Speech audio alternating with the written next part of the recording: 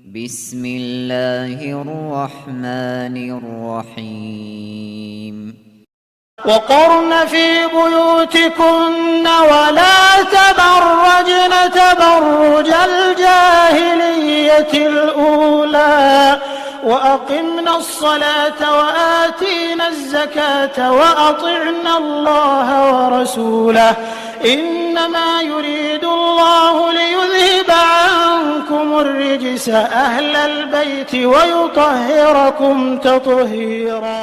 نحمده ونستعينه ونستغفره ونؤمن به ونتوكل عليه ونعوذ بالله من شرور أنفسنا ومن سيئات أعمالنا من يهده الله فلا مضل له ومن يضلل فلا هادي له أشهد أن لا إله إلا الله وحده لا شريك له وأشهد أن محمدا عبده ورسوله أرسله بالحق بشيرا ونذيرا وداعيا إلى الله بإذنه وسراجا منيرا. أما بعد فإن خير الحديث كتاب الله وخير الهدي هدي محمد صلى الله عليه وسلم وشر الأمور محدثاتها وكل محدثة بدعة وكل بدعة ضلالة وكل ضلالة في النار أو كما قال عليه الصلاة والسلام.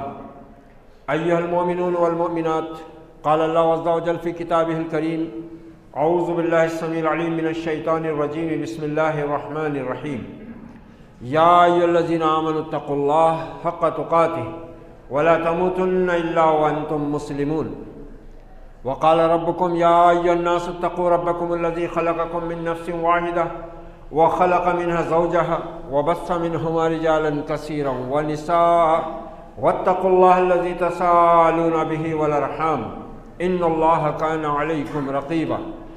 وقال الله عز وجل في سورة الأحزاب: يا أيها الذين آمنوا اتقوا الله وقولوا قولا سديدا يصلح لكم أعمالكم ويغفر لكم ذنوبكم ومن يطع الله ورسوله فقد فاز فوزا عظيما.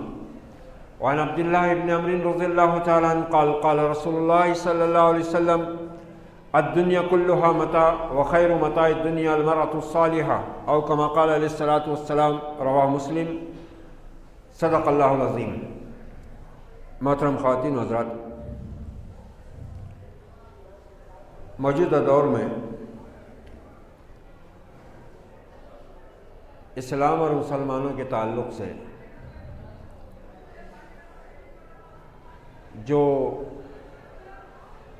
ایک سنگین مرحلہ چل رہا ہے، یہ کوئی نئی بات تو نہیں ہے. اسلام کی تاریخ جتنی پرانی ہے اتنی ہی اس کی مخالفت کی تاریخ بھی پرانی ہے. لیکن اس وقت جو صورتحال ہے اس میں افسوسناک پہلو یہ ہے کہ اس دین کی بدنامی اور اس دین کی بدنامی کے لیے مواد فراہم کرنے کی جو صورتحال ہے اس میں ہم مسلمانوں کا حصہ بھی بہت اچھا موجود ہے، اچھی خاصی ہماری اس میں اعانت موجود ہے. اور یہ اس لیے ہے کہ مرد ہوں یا عورتیں، بوڑھے ہوں یا جوان، بے پڑھے لکھے ہوں یا تعلیم یافتہ، یہ سب اپنے دین، اپنے عقیدے، اپنے ایمان سے زیادہ دنیا کی موجودہ صورت حال سے متاثر ہیں اور اسی کے اندر اپنے آپ کو مگن کیے بیٹھے. امت مسلمہ ہونے کی حیثیت سے بھی ان کو یہ خیال نہیں آتا کہ اس پرفتن دور میں جس کی پیشین گوئیاں خود نبی صلی اللہ علیہ وسلم نے 1400 برس پہلے امت کے سامنے رکھ دی تھی اور اس سے بچنے کا راستہ بھی بتا دیا تھا، تو ہم کو یہ خیال آتا نہیں کہ ہم اس پرفتن دور میں اپنے دین اور ایمان پر کیسے ثابت قدم رہ سکتے ہیں، اپنے دین اور ایمان، اپنے اعمال و اخلاق کی ہم کہاں تک کیسے حفاظت کر سکتے ہیں. اس پر ہمیں کبھی سوچنے کا موقع بھی نہیں ملتا، اور اگر ملے بھی تو ہم اس پر کوئی زیادہ سنجیدگی سے غور نہیں کرتے. ہم بولتے ہیں کہ بھئی اب جیسے حالات ہیں وقت کے ساتھ تو نبھانا پڑتا ہی ہے.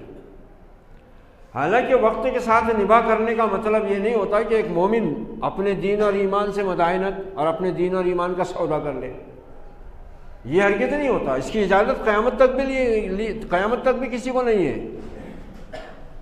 وقت اور حالات کے ساتھ چلنے کا مطلب کیا ہوتا ہے؟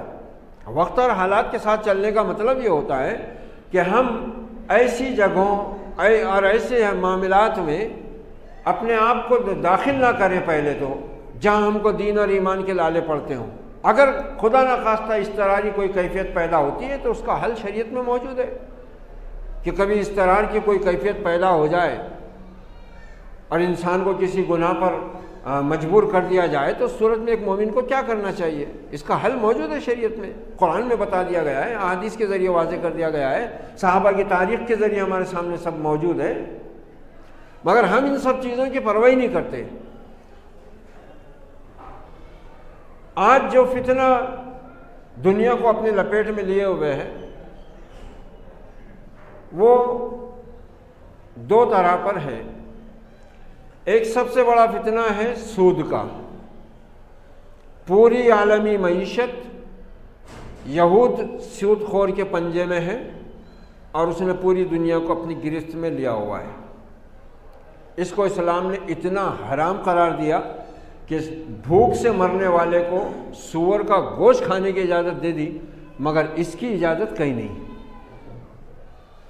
سود کی کہیں بھی گنجائش نہیں رکھی گئی ہے شریعت میں، سور کی گنجائش، حالانکہ اس سے زیادہ نجس کوئی چیز نہیں، لیکن جان بچانے کے لیے قرآن مجید نے ایمان والوں کو اتنی گنجائش دے دی کہ اگر اس کے سوا کوئی چارہ نہیں ہے، جان حلق پر آ چکی ہے اور اب سور کے گوشت کو کھانے کے سوا کوئی چارہ نہیں جان بچانے کے لیے، اجازت دے دی ہے۔ دل کی کرائیت کے ساتھ جان بچانے کے لیے تھوڑا سا کھا لو، جان بچا لو، مگر اس سود کے لیے تو کہیں کوئی گنجائش نہیں۔ مگر آج ہم دیکھ رہے ہیں پوری معیشت دنیا کی اسی کی پابند ہے، اس میں جکڑی ہوئی ہے۔ مسلمان کے سامنے وہی ایمان کمزور کیا بلکہ معدوم ہے تقریباً، مجبوری ہے، کیا کریں، دنیا کے حالات ایسے، اس کے بغیر چارہ نہیں، ہم کیا کر سکتے ہیں، ہم کیا کر سکتے ہیں۔ اور دوسری سب سے بدترین چیز جس کا فتنہ ہمارے بھی گھروں اور دلوں تک پہنچا ہوا ہے وہ ہے بے حیائی، فحاشی، عریانی۔ یہ وہ بدترین طریقہ ہے انسانوں کو جہنم رسید کرنے کا جو یہود و نصارہ کی ذہنیت کی پیداوار ہے۔ سلطان صلاح الدین ایوبی رحمۃ اللہ علیہ کو جاسوسوں نے خبر دی کہ سلطان، آپ کے لشکر کے کچھ سپاہی رات کے کسی حصے میں کہیں جاتے ہیں، اور جب ان کا پیچھا کیا گیا معلوم ہوا کہ ایک قافلہ آ کر ٹھہرا ہوا ہے اور اس میں گانے بجانے اور ناچنے والی لڑکیاں ہیں اور وہاں شراب کا دور بھی چلتا ہے۔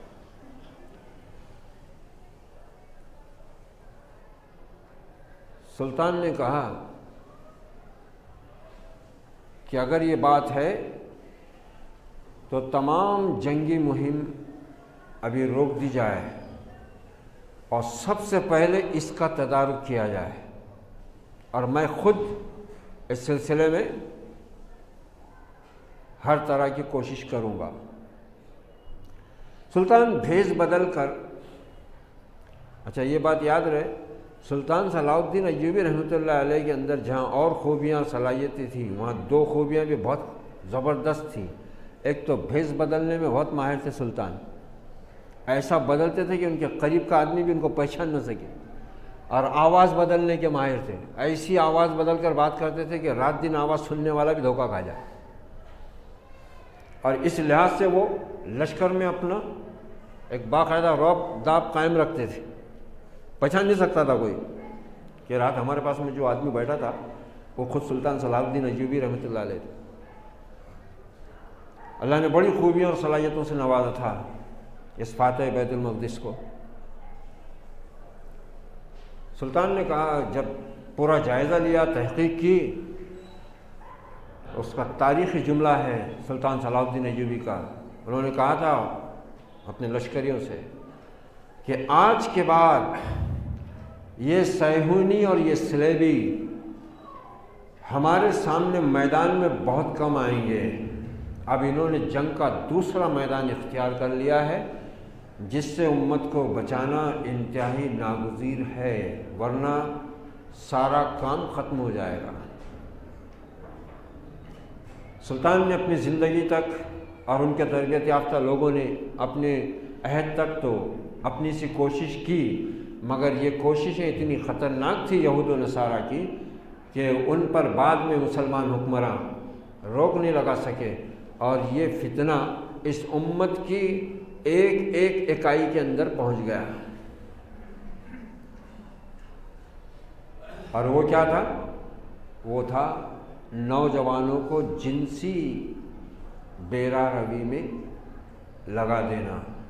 یہ انسان کے اندر ایسی بے محابہ اور قابو سے باہر شیطانی قوت ہے کہ اگر انسان اس پر اپنے رب کی مدد اور اپنے ایمان کے تقاضے کو سامنے رکھ کر قابو نہ پا سکے تو اس جنسی طاقت کو، اس سیکس پاور کو برداشت کرنا، اس کو قابو میں رکھنا انسان کے بس سے باہر ہو جاتا ہے۔ یہ شیطان کا سب سے بہترین اور طاقتور حربہ ہے، اور یہاں سے وہ انسان کے اوپر ایسا حملہ کرتا ہے کہ اللہ کی مدد کے سوا تو مشکل ہی ہے۔ بہت خطرناک قوت بخشی ہوئی ہے یہ انسان کو، مرد کو بھی اور عورت کو بھی، یہ جنسی طاقت، قوت سیکس پاور۔ اس کا اگر غلط استعمال انسان شروع کر دے تو پھر جہنم رسید ہونے کے سوا اس کا کوئی ٹھکانہ نہیں ہوتا، دنیا میں بھی اور آخرت میں بھی۔ اسی لیے اسلام جو اللہ کا پاکیزہ اور مقدس دین ہے، اور جس کو اللہ نے نازل ہی اسی لیے کیا کہ یزکیہم، ان کے نفس کو پاک کرے، رسول کو بھیجا اس لیے، اس پر کتاب اتاری اس لیے کہ علم کے ساتھ عقل کو علم کی روشنی بھی بخشے، ہدایت کا نور بھی، اور نفوس کا تزکیہ بھی۔ یعلمہم الکتاب والحکمہ، حکمت اور دانائی کہ انسان کی بقا کس میں، انسان کی فتح کس میں ہے، انسان کی کامیابی کس میں ہے۔ عقل عیار ہے، 100 بھیس بنا لیتی ہے، شیطان اسی کو اپنے بس میں کر کر انسان کے نفس پر قابو پاتا ہے۔ نفس گناہ کی لذت کا عادی ہوتا ہے۔ کسی شخص نے سوال کیا کہ انسان بیوی رکھتے ہوئے بھی پھر زنا کیوں کرتا ہے؟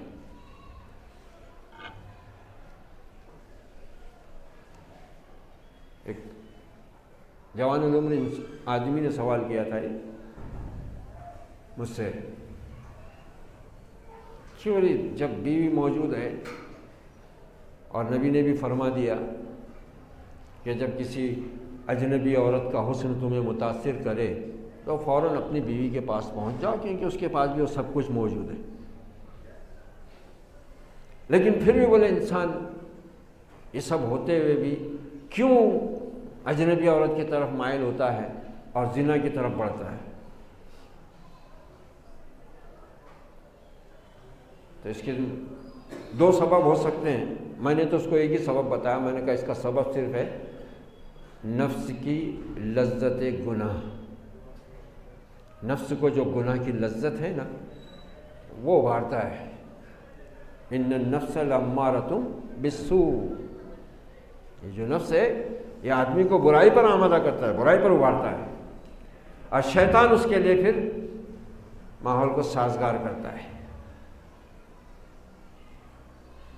اسی نفس کو بے لگام بنانے اور مسلم نوجوانوں کو خاص طور سے جنسی انارکی میں مبتلا کرنے کے لیے 7ویں صدی ہجری میں سلطان صلاح الدین ایوبی کے عہد میں انہوں نے دیکھے کہ ہم میدان جنگ میں اس امت سے لوہا نہیں لے سکتے،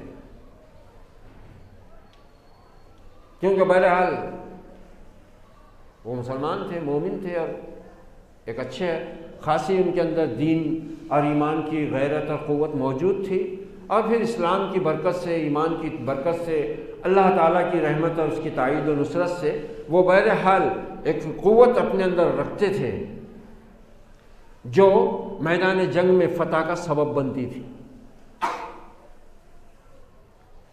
انہوں نے پوری کاوش کر لی، سب انہوں نے غور کر لیا،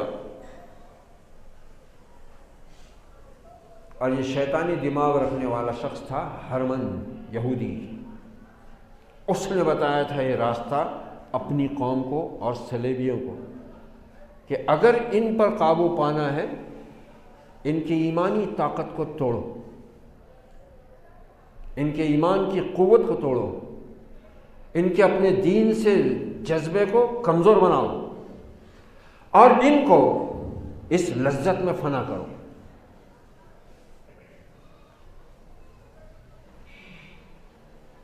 اور اس کا حل انہوں نے نکالا، اور اس کے لیے انہوں نے 2 چیزوں کو بہت خوبصورتی کے ساتھ اور بڑی منصوبہ بندی کے ساتھ استعمال کیا، شراب کو اور شباب کو۔ بس وہیں سے مسلمانوں کا پھر زوال شروع ہوا ہے۔ پھر بعد کی صدیاں بتاتی ہیں کہ پھر وہاں سے زوال ہمارا لگ گیا۔ اب اسلام کو دیکھو، یہ بھی اسلام کی حقانیت کی دلیل ہے۔ اسلام نے کیا کیا؟ اسلام نے اپنے ماننے والوں کی انسانی قوت کو، انسانی جوہر کو، انسانی طاقت کو، جس کو اللہ ایمان کے ذریعے سے مضبوط بناتا ہے، مستحکم کرتا ہے، اور پھر اس ایمان کی حفاظت کے لیے بھی انسان کے نفس کا پاک ہونا بہت ضروری ہے۔ اس کے اوپر تو دار و مدار رکھ دیا نا اللہ تعالیٰ نے، قد افلح من زکاہا وقد خاب من دساہا۔ جس نے اس نفس کو پاک کیا وہ ہو گیا کامیاب، اور جس نے اس کو گندا کر لیا، میلا کر لیا، نجس کر لیا، وہ نامراد ہوا۔ سیدھا سیدھا اصول بتایا ہوا ہے، فیصلہ سنایا ہوا ہے، اور اس کے لیے پھر اللہ تعالیٰ نے وہ پورا نظام دیا ہوا ہے جس کا نام اسلام ہے، جس پر چل کر انبیاء نے دکھائے اپنے اپنی قوموں کو اپنے اپنے زمانے میں، اور آخر میں نبی آخر الزمان محمد الرسول اللہ صلی اللہ علیہ وسلم پر تکمیل کے ساتھ، پوری شان کے ساتھ مکمل بھی ہوا، عقل کے اعتبار سے بھی، نقل کے اعتبار سے بھی، سیرت کے اعتبار سے۔ اور قرآن مجید نے امت کے سامنے حکم رکھ دیا، لقد کان لکم فی رسول اللہ اسوۃ حسنہ، تمہارے نبی کی زندگی میں تمہارے لیے سب سے بہترین نمونہ ہے۔ نفس کو پاک کرنا چاہتے ہو، ہدایت پانا چاہتے ہو، دنیا آخرت کی عزت پانا چاہتے ہو، کامیابی چاہتے ہو، تو پھر ہدایت کا وہ راستہ اختیار کرو جس میں اللہ نے تمہاری ہدایت کے لیے سامان رکھا ہوا ہے، نفس کی پاکی کا سامان رکھا ہوا ہے، تمہاری تربیت کا سامان رکھا ہوا ہے، تمہارے ایمان کی حفاظت کا سامان رکھا ہوا ہے، تمہارے اعمال کی حفاظت کا سامان رکھا ہوا ہے، اور تمہارے اعمال اور تمہارے ایمان کی پوری پوری اجرت دینے کا وعدہ کر رکھا ہے۔ مگر افسوس کہ اس آج سے 700-800 برس پہلے کے حالات میں، جبکہ مسلمان کافی ایمان کے اعتبار سے بھی الحمدللہ آج کے بالمقابل بہت زیادہ مضبوط تھے، اس وقت وہ کھیل کھیل گئے، کامیاب ہو گئے، تو آج ہماری تو دینی اور ایمانی صورتحال ناگفتہ ہے، اور ایسے میں ہم اس عظیم ترین فتنے میں پوری طرح پھنسے ہوئے ہیں، سود کی لعنت سے بچا ہوا نہیں کوئی، فحاشی اور عریانی کا سیلاب آسمان سے، زمین سے، سمندروں سے، دریاؤں سے، پہاڑوں سے، چاروں طرف سے آ رہا ہے، اور اس کی بھی پیشین گوئی کر دی گئی۔ اور اس میں اب وہ جیسے سلطان صلاح الدین ایوبی رحمۃ اللہ علیہ نے کہا تھا نا کہ اب یہ لوگ روبرو مقابلے پر کم ہی آئیں گے، بلکہ نہیں آئیں گے، اب یہ جنگ کریں گے عقل، نفس، جذبات اور شعور کی۔ چنانچہ اس کے بعد سے ان کا یہی وتیرہ رہا۔ 800 سال کی اس ملک کی حکومت صرف 15 سے 20 سال کے اندر تجارت کے بہانے آ کر ختم کر دیے نا، جڑ سے اکھاڑ کر پھینک دیے نا انہوں نے۔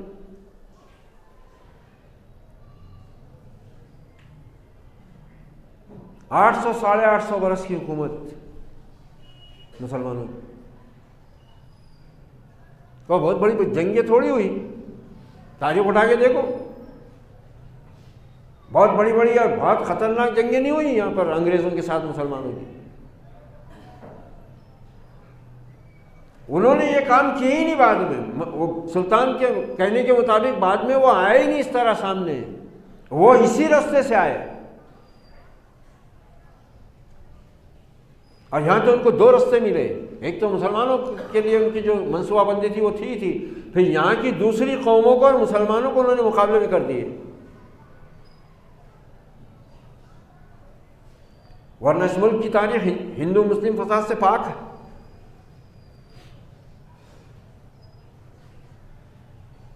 یہ کام کیا انہوں نے، اور آج بھی وہ انہی دونوں چیزوں کو استعمال کر رہے ہیں۔ یہ میرے سامنے سورہ احزاب ہے، 21ویں پارے میں شروع ہوتی ہے، آخر میں 22ویں پارے میں جا کر ختم ہوتی ہے۔ اس کی یہاں پر یہ آیت جو میں پڑھ رہا ہوں، وَقَرْنَ فِي بُيُوتِكُنَّ، اللہ کے نبی نے فرمایا تھا، اپنی امت کو خبردار کیا تھا، دیکھو میں اپنے بعد تمہارے لیے سب سے خطرناک فتنہ چھوڑ کر جا رہا ہوں، عورت۔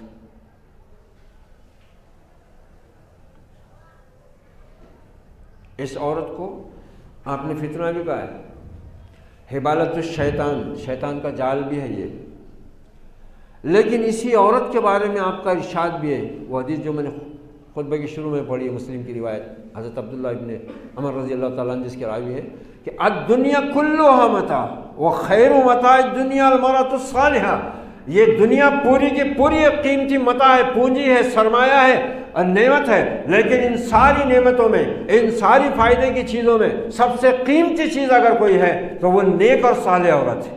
دیکھو جس نبی نے یہ خبر دی کہ یہ عورت تمہارے لیے سب سے خطرناک فتنہ ہے جس کو میں چھوڑ کر جا رہا ہوں تمہارے لیے، یہ شیطان کا جال ہے، اسی عورت کے بارے میں آپ صلی اللہ علیہ وسلم یہ بھی خبر دے رہے ہیں کہ اس دنیا کے اندر یہ ساری نعمتیں جو اللہ نے تمہارے لیے پیدا کی ہیں، یہ سب قیمتی نعمتیں ہیں، ان کا شکر تم پر لازم ہے، لیکن ان ساری نعمتوں میں اگر کوئی نعمت تمہارے لیے سب سے قیمتی ہے وہ نیک عورت ہے۔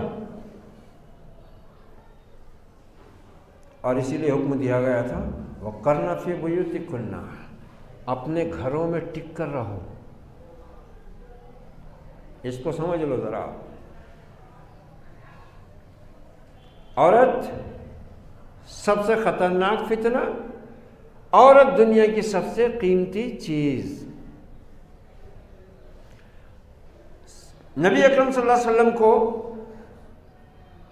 یہ حکم دیا گیا آپ کی ازواج مطہرات کے لیے بھی، اور آپ کی ازواج مطہرات کے ساتھ تمام مسلم اور مومن عورتوں کے لیے بھی۔ وَقَرْنَ فِي بُيُوتِكُنَّ، اپنے گھروں میں ٹک کر رہو۔ دنیا میں عورت کو ذرا تاریخ پڑھو، یونان کی تاریخ پڑھو، روم کی تاریخ پڑھو، برطانیہ کی تاریخ پڑھو، امریکہ کی تاریخ پڑھو، اس ملک کی تاریخ پڑھو، دنیا کے اور دیگر ملکوں کی تاریخ پڑھو، عورت کا کیا مقام تھا اس انسانی سماج کے اندر۔ صرف ایک استعمال کی چیز تھی وہ،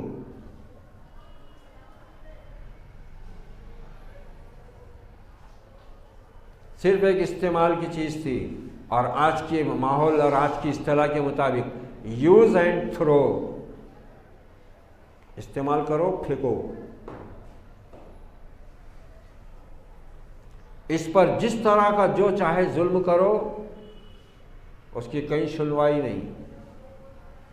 خود ہمارے ملک کے اندر یہ جو آج انسانیت کے علم بردار بن کر دین رحمت کے اوپر رات دن کیچڑ اچھالتے رہتے ہیں، وحشت کا، بربریت کا، ظلم کا، زیادتی کا، ان کا خود سماج انہوں نے یہ بنایا ہوا تھا کہ اس بیچاری عورت کو اپنے شوہر کے ساتھ زندہ جل جانا پڑتا تھا۔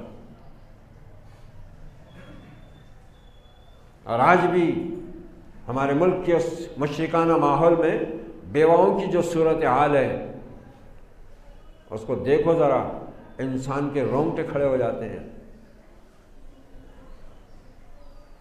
استحصال ہی استحصال ملے گا دنیا کے ہر مذہب میں، دنیا کی ہر قوم میں اس عورت کا کیا مقام ہے۔ اس کا، اس کو اس کا صحیح اور اونچا مقام دیا صرف اور صرف دین اسلام نے۔ اور آج کیا صورتحال ہے؟ آج صورتحال یہ ہے کہ جنہوں نے اس عورت کو ہمیشہ ظلم کی چکی میں پیسا ہے، اس پر ہمیشہ انہوں نے ظلم کا کوڑا ہی برسایا ہے، اس کو ہمیشہ انہوں نے غلط مقاصد کے لیے استعمال کیا اور غلط طریقے سے استعمال کیا، اس کو کوئی حق نہ گھر میں دیا، نہ باہر دیا، نہ دین میں دیا، نہ مذہب میں دیا۔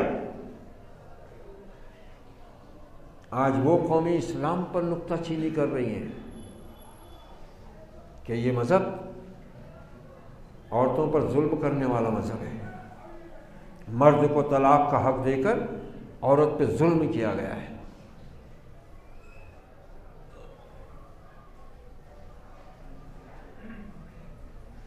عورت کا مقام کیا ہے جو اسلام نے بخشا ہے؟ آج خود مسلمان عورت اس سے ناواقف ہے، اس کو خود کو پتہ نہیں ہے کہ میرے رب نے، میرے رسول نے مجھ پر کتنا بڑا احسان کیا ہے، مجھ کو کتنا بڑا مقام دیا ہے۔ ایک عالم دین سے ایک عورت پوچھ رہی ہے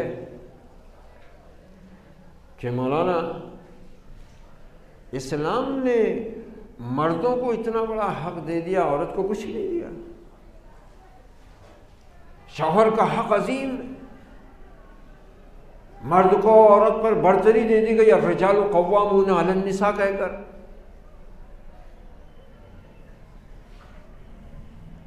کہا بہن شادی شدہ ہو؟ کہاں؟ الحمدللہ شادی شدہ ہوں، بچے ہیں۔ کہا کتنے بچے ہیں؟ کہا بھی فی الوقت 3 لڑکے ہیں۔ کہا اچھا، اللہ نے، اس کے رسول نے، اس کے دین نے تجھ پر ایک مرد کی ذمہ داری ڈالی ہے جو تیرا شوہر ہے، اور تیرے 3 بیٹوں پر جو مرد ہیں تیری ذمہ داری ڈالی ہے، تیرا حق ان کے اوپر عائد کیا ہے۔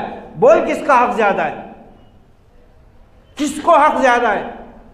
تجھ کو ایک مرد کی ذمہ داری ہے، تیرے 3 بیٹوں کے اوپر تیری اکیلے کی ذمہ داری ہے، تیرے قدموں کے نیچے ان کی جنت ہے۔ کہا استغفر اللہ مولانا، میری بات سمجھ میں نہیں آئی تھی، اللہ کا بہت بڑا احسان ہے، واقعی اللہ نے تو ہم عورتوں کو بہت بڑا حق دے دیا ہے۔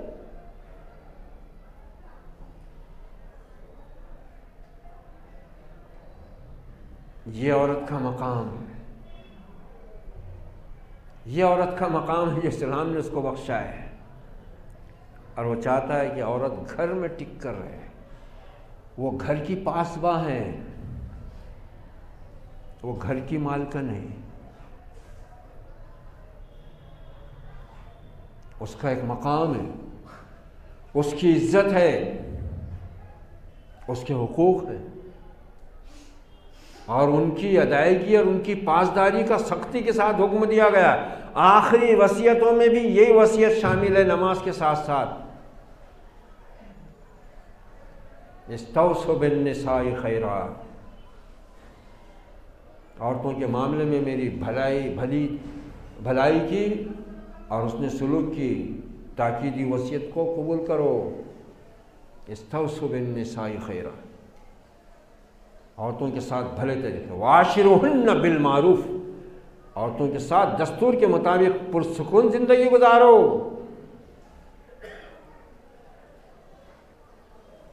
اسلام نے جو حق عورتوں کو دیے وہ نہ مرد جانتے ہیں مسلمان، نہ مسلمان عورتیں واقف ہیں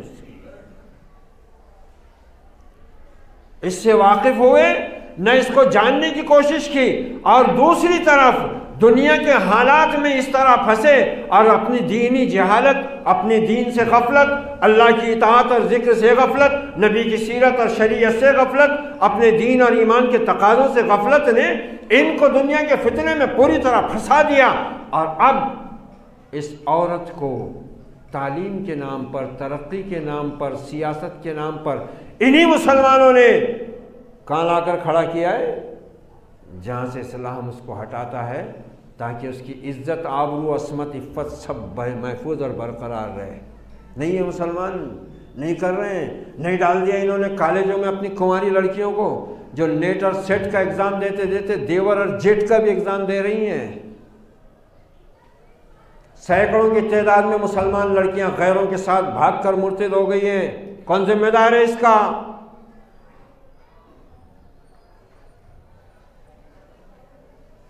وہ قتل سے بچوں کی یوں بدنام نہ ہوتا، افسوس کہ فرعون کو کالج کی نہ سوجھی۔ کچھ دانشور کہتے ہیں کہ شعر ہی غلط ہے۔ ہاں غلط تو ہونے والا نا، کیونکہ تم نے تعلیم کے نام سے تم نے بھی تجوریاں بھر لی ہیں۔ وہ ایک کارٹون بنانے والے نے زبردست کارٹون بنایا تھا، اس نے لکھا تھا علم بڑی دولت ہے، اور اس کے نیچے مال کی پوٹلی بنا دیا، علم بڑی دولت ہے۔ یہ پرائیویٹ اسکول چل رہے ہیں انگریزی میڈیم کے، یہ قوم جس کے گھر کو کھانے کو جوار برابر نہیں ہے، یہ پیٹ کاٹ کر 25,000 50,000 سالانہ بھر کے بچیوں کو انگلش میں پڑھا رہی ہے، بچوں کو انگلش میں پڑھا رہی ہے۔ انگلش میڈیم ضروری ہو گیا ہوا ہے۔ ارے بیوقوفو، تمہاری سمجھ میں نہیں آیا کہ اس تعلیم کے ساتھ زہر دیا گیا ہے؟ انہی تعلیم گاہوں نے تو بیڑا غرق کیا ہے اس امت کا۔ اور کیا بن گئی تمہاری لڑکیاں انگلش پڑھ کر؟ B S C M S C کر کے کیا بن گئی؟ کیا تیر مار لیا انہوں نے؟ تمہاری ناک ہی نیچی کر دی نا انہوں نے۔ اسلام نے تو اس کو جائز ہی نہیں رکھا تھا نا۔ بخاری مسلم کی متفق علیہ حدیث ہے، ابن عباس رضی اللہ عنہ جس کے راوی، سختی کے ساتھ تاکید کی گئی ہے کہ تم میں کا کوئی مرد کسی عورت کے ساتھ تنہائی میں نہ رہے، اگر ضرورت ہو تو محرم کی موجودگی میں ملے۔ یہاں تو مسلمانوں نے اپنی بیٹیوں کو کالجوں میں، یونیورسٹیوں میں، لیب میں، دواخانوں میں، ہاسپٹلوں میں نرس بنا کر، ڈاکٹر بنا کر، اور کہیں وہ سیل گرلز بنا کر جو ہے شاپنگ مالوں میں چھوڑ دیا ہوا ہے۔ کس شریعت میں اجازت ہے اس کی؟ جس عورت کو قیمتی ہیرا بتا کر سب سے قیمتی پونجی بتایا گیا، اس کو مسلمانوں نے بازار میں لا کر بے وقت کر دیا۔ المرأة اذا خرجت استشرفها الشیطان، جب یہ عورت باہر نکلتی ہے، نبی نے فرمایا شیطان اس متاع عزیز پر گھات لگاتا ہے تاکہ اس کو سر بازار رسوا اور بے قیمت بنا کر رکھ دے۔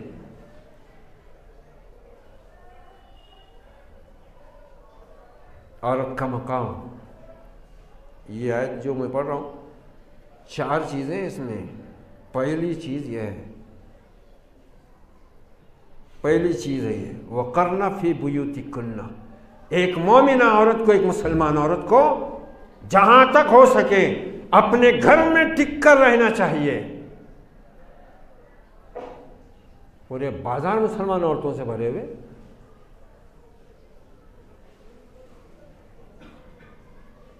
دکانداریاں وہ کر رہی ہے، شاپنگ وہ کر رہی ہے، سونار کے ہاں وہ نظر آ رہی ہے، برتن کی دکان پر، وہ کپڑے کی دکان پر، وہ جوتوں کی دکان پر، وہ سبزی مارکیٹ میں، وہ کرانہ دکان پہ، وہ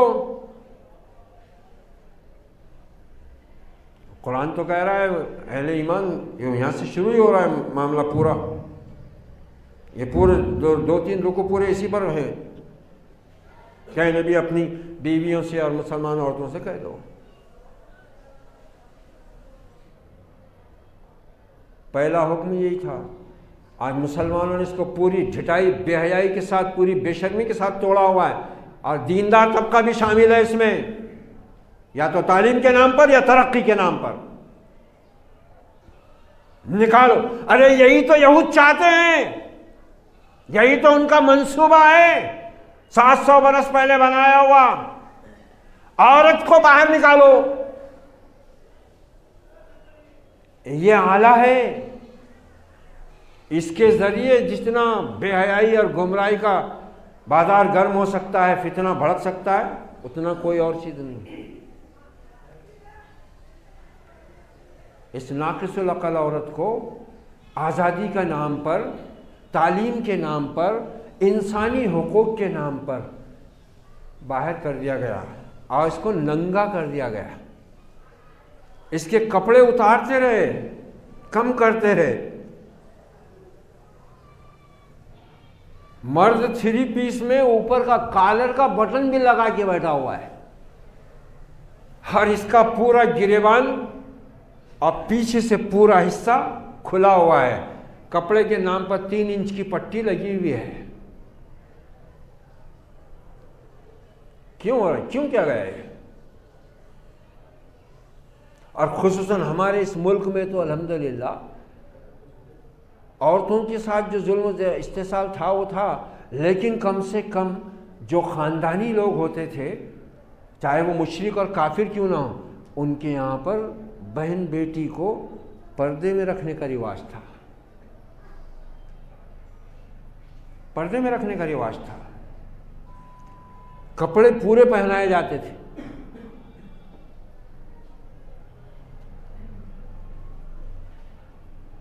مگر دیکھو ان کی پالیسی نے، مسلمانوں کے پاس تو پھر بھی دین تھا، ایمان تھا، قرآن تھا، گئے گزرے حالت میں بھی کچھ علماء حق کی کوششیں تھیں، آج بھی ہیں، اس سے تھوڑا بہت تو مسلمانوں میں ایک حیا کا عنصر باقی رہا اور اس کی حفاظت بھی ہوتی رہی، لیکن پھر بھی انہوں نے 70% تک تو اس امت کو بھی ننگا کرنے میں کامیابی حاصل کر لی۔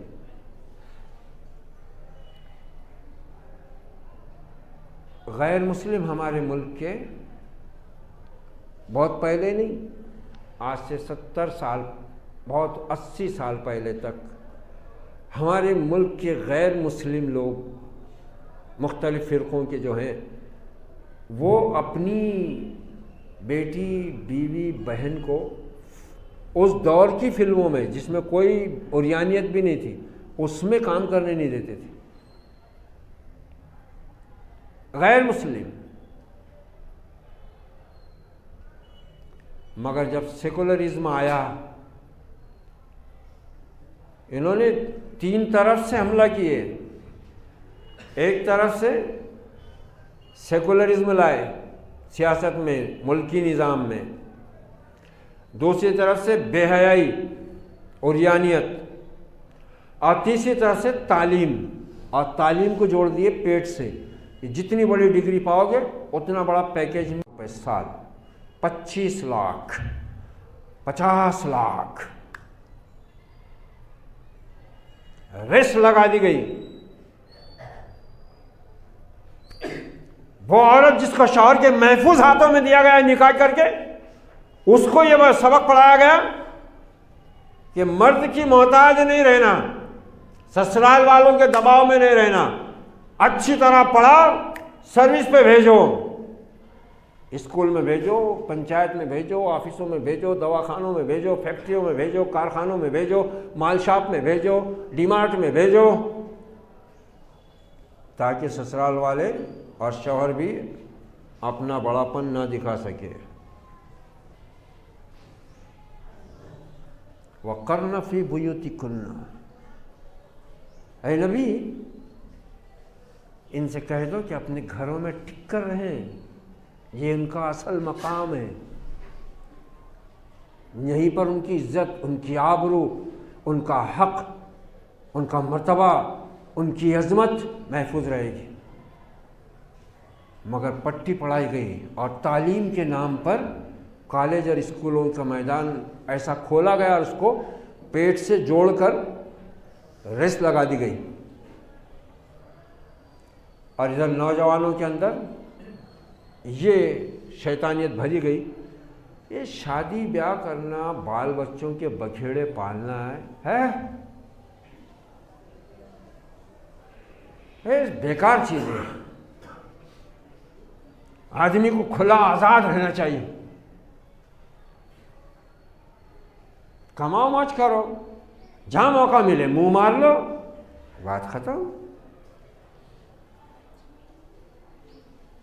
یہ کلچر، یہ تہذیب باقاعدہ داخل کی گئی ہے اور اس پر اربوں خربوں روپے خرچ کیے جاتے ہیں آج بھی، اور دنیا کے ماہر دماغ اس پر لگے ہوئے ہیں، اس پر لگے ہوئے ہیں۔ اور جس قوم کے نوجوانوں کا کردار بگڑ جائے اس قوم کی تباہی کو کوئی نہیں روک سکتا۔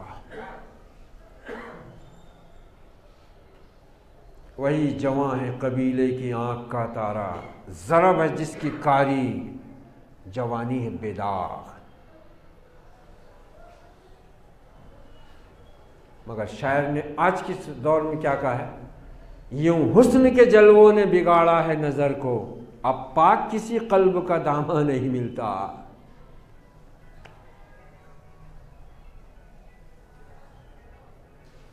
اسی لیے پردے کی مخالفت کی جاتی ہے، اس کو عورت پر ظلم کہا جاتا ہے، جبکہ پردہ عورت پر ظلم نہیں بلکہ عورت کی حفاظت کا قلعہ ہے۔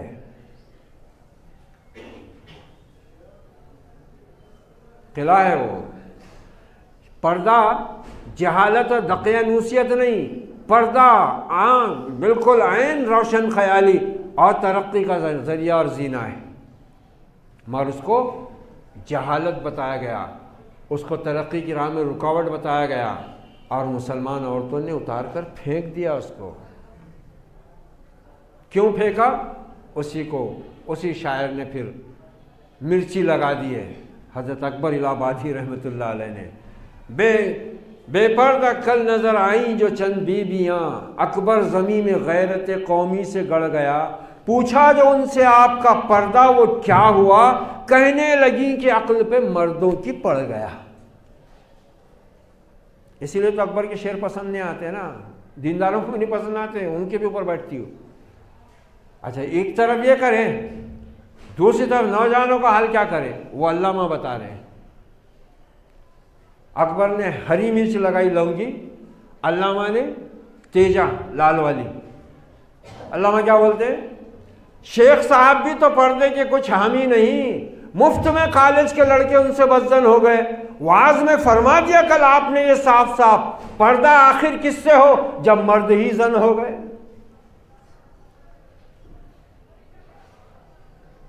یہ ہے صورتحال۔ کون ہے قصوروار اس کا؟ کون ہے ذمہ دار اس کا؟ قرآن تو کہہ رہا ہے، شریعت کہہ رہی ہے، محمد الرسول اللہ کی ازواج مطہرات، صحابہ کی بہنیں بیٹیاں صحابیات رضی اللہ عنہم اجمعین، پوری سیرت موجود ہے ان کی۔ کیا ان کا مرتبہ ہے، کیا مقام ہے ان کا؟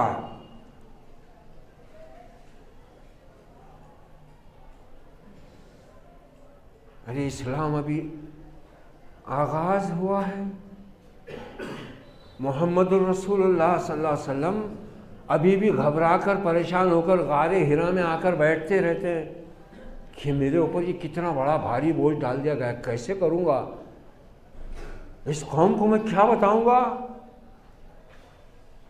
جس نے اللہ کے ایک عبادت کے لیے بنائے جانے والے گھر کے اندر 360 جھوٹے خداؤں کی نجاست پھیلا رکھی ہے، جو ہر برائی کو کلیجے سے لگائے بیٹھے ہیں، میں ان کو کیسے بتاؤں؟ پریشانوں کا غار حرا میں آ کر پھر فروکش ہو جاتے ہیں۔ اور ام المومنین خدیجہ الکبریٰ رضی اللہ تعالی عنہا جو اپنے شوہر نامدار سے بے انتہا محبت کرتی ہیں، بے انتہا، اور دیکھ رہی ہیں کہ ان کے شوہر کے اوپر ایک بہت بھاری ذمہ داری اللہ نے ڈال دی ہے اور ان کا شوہر اس بوجھ سے دبا جا رہا ہے، ہر لحاظ سے سنبھالتی ہیں، محبت سے آپ کو کہتی ہیں ابو القاسم۔ ابو القاسم آپ کی کنیت ہے نبی صلی اللہ علیہ وسلم کی، آپ کے ایک بیٹے کا نام قاسم تھا نا، اس سے ابو القاسم۔ ام المومنین جب بھی کہتی ہیں ابو القاسم کہتی ہیں، آپ کے لیے پریشان ہے، ساری دولت آپ کے حوالے کر دی ہوئی ہے، غلاموں کنیزوں کے ہونے کے باوجود آپ صلی اللہ علیہ وسلم کے لیے کھانا اپنے ہاتھ سے بناتی ہیں، آپ کے کام کرتی ہیں، اس میں خوشی محسوس کرتی ہیں۔ غار حرا میں غلاموں کے ہوتے ہوئے بھی 3 میل دور اتنی دشوار پہاڑی کا راستہ طے کر کے توشہ پہنچاتی ہیں۔ یہ مقام محمد الرسول اللہ صلی اللہ علیہ وسلم، اللہ کا آخری محبوب نبی، انبیاء کا سرتاج، امام الانبیاء، اس کی زوجہ، اور وہ بھی اس حال میں شادی، اس حال میں نکاح کہ محمد الرسول اللہ 25 سال کے کنوارے اور ام المومنین خدیجہ الکبریٰ 2 شوہروں کی بیوہ، اور 15 سال بڑی عمر میں اسلام نازل ہو رہا ہے، قرآن نازل ہو رہا ہے، محمد الرسول اللہ کے سر پر نبوت کا تاج رکھا جا چکا ہے، رسالت کی بھاری ذمہ داری آپ پر بوجھ بن کر آپ کی کمر توڑے دے رہی ہے۔ گھبراہٹ، بے چینی، فکر، پریشانی گھر میں داخل ہوتے ہیں، اور یہ زوجہ کہتی ہے ابو القاسم آپ کیوں اتنا پریشان ہوتے ہیں؟ اللہ آپ کو ضائع نہیں کرے گا، آپ تو رشتہ داروں کا حق ادا کرتے ہیں، مسافروں کی مدد کرتے ہیں، بیواؤں کی خبر گیری کرتے ہیں، پڑوسیوں کے ساتھ اچھا سلوک کرتے ہیں، اللہ آپ کو ضائع نہیں کرے گا ابو القاسم، اور آپ پریشان ہیں، بوجھ ہے بہت بھاری۔ اللہ نے خود کہا اس کو اِنَّا سَنُلْقِي عَلَيْكَ قَوْلًا ثَقِيلًا، اے نبی اب اوڑھ لپیٹ کے سونے کا ٹائم نہیں ہے تمہارا، اٹھو، اب تمہارے پر ایک بھاری بوجھ ڈالنے والے، بھاری ذمہ داری ڈالنے والے۔ اب یہ آغاز ہے اسلام کا، نبی صلی اللہ علیہ وسلم پریشان ہوتے ہیں، ام المومنین تسلی دیتی ہیں۔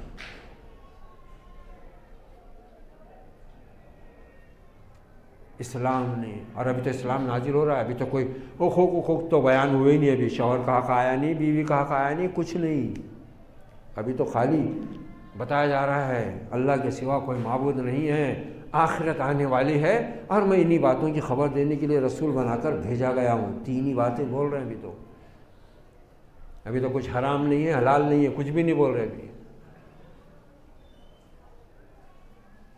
اور یہ ام المومنین یہ اپنے شوہر نامدار کا توشہ لیے ہوئے، پانی لیے ہوئے چلی آ رہی ہیں خرامہ خرامہ، ادھر غار حرا کے دامن پر پہنچ رہی ہیں، اور ادھر جبرائیل آ رہے ہیں،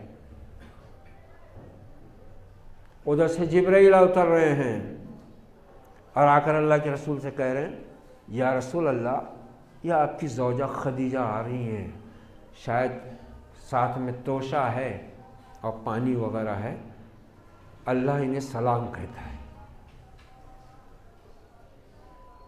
اللہ نے سلام بھیجا ہے، اور میرا بھی سلام کہیے۔ اللہ بھی سلام بھیج رہا ہے، جبرائیل بھی۔ بتاؤ کسی مرد کو بھیجا سلام اللہ نے کبھی؟ عام مرد کو، رسولوں پر تو اس کی رحمت ہے ہی ہے، اس پر تو سلام تھی سب رسولوں پر، عورتوں میں ہے کیا بتاؤ؟ اتنا بڑا مقام، جبرائیل آ کر نبی سے کہہ رہے ہیں اے اللہ کے رسول، یہ آپ کی زوجہ آ رہی ہیں، کھانا پانی لا رہی ہیں، اللہ نے سلام کہا ہے، میرا بھی سلام کہیے ان سے۔ جبکہ ابھی تو یہ سب حکم آئے بھی نہیں تھے۔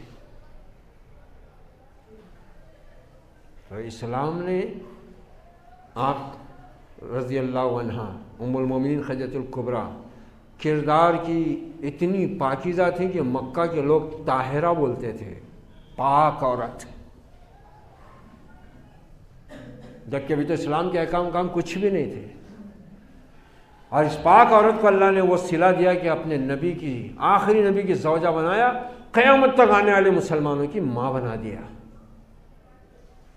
اور اللہ کے رسول کو بھی اپنی زوجہ سے اتنی انسیت، اتنی الفت، اتنی محبت کہ آخری عمر تک، حالانکہ اس کے بعد اللہ نے آپ کو خوبصورت ترین بیویاں عطا کیں، لیکن آپ اپنے سے 15 سال بڑی اس بیوی کو زندگی کی آخری سانس تک نہیں بھولے۔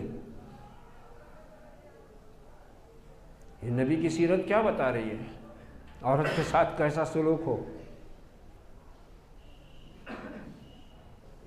کیسا سلوک ہونا چاہیے۔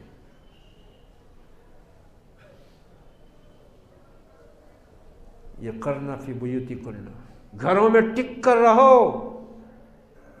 ہم نے اس عورت کو school, college, university, panchayat, municipality اور کہاں نہیں بھیجا، کارخانے، فیکٹری، موبائل شاپ، ترقی کہا گیا اس کو، علم کے نام پر، ترقی کے نام پر اس عورت کو نکالا گیا جس کو قرآن نے کہا تھا کہ گھر میں ٹک کر رہنا ورنہ شیطان تجھ کو اعلی کار بنا کر ان مردوں کی تباہی کا سامان اور اللہ کی زمین پر بگاڑ کا سبب بنائے۔ سب سے قیمتی پونجی، سب سے قیمتی، مرد کے لیے سب سے قیمتی دولت کیا ہے؟ الدنیا کلھا متاع۔ خالی نکاح کے خطبوں میں حدیث پڑھ دی جاتی ہے، نہ پڑھنے والا بتاتا ہے، نہ نکاح کرنے والا سمجھتا ہے، اور نہ نکاح کروانے والے جانتے ہیں، نہ دولہے والے جانتے ہیں، نہ دلہن والے جانتے ہیں۔ سب سے قیمتی متاع ہے وہ، سڑکوں پہ مت لاؤ اس کو، سیاست کے بازار میں، شیطانی بازاروں میں لا کر کھڑا مت کرو بے غیرتو۔ یہ پردے میں رکھنے کی چیز ہے، قیمتی، سب سے قیمتی چیز ہے۔ کیا اپنا روپیہ، پیسہ، سونا چاندی لا کر سڑکوں پہ رکھتے ہو؟ نبی تو کہہ رہا ہے کہ سونے چاندی، ہیرے جواہر موتی سے زیادہ قیمتی ہے یہ عورت۔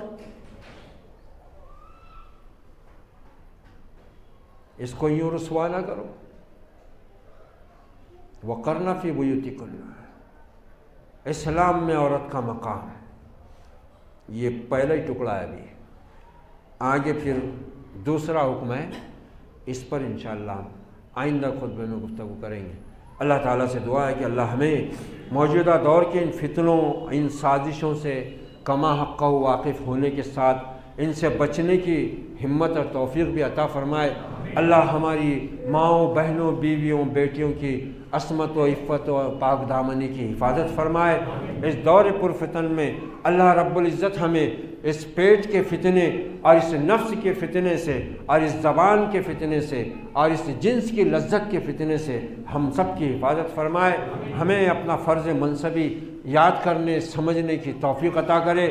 ہمیں اپنے نبی پاک کی پاکیزہ سیرت کے ساتھ اپنے نبی کی پاکیزہ بیویوں کی سیرتوں اور اپنے صحابہ کی بہنوں، بیٹیوں اور بیویوں کی پاکیزہ سیرتوں پر ہمیں غور و فکر کرنے، انہیں جاننے، ان کا تدبر اور غور و فکر کے ساتھ مطالعہ کرنے اور اس کے مطابق اپنے معاشرے، اپنے ماحول، اپنے خاندانی نظام کو سنوارنے، سدھارنے کی توفیق اور ہمت بھی عطا فرمائے۔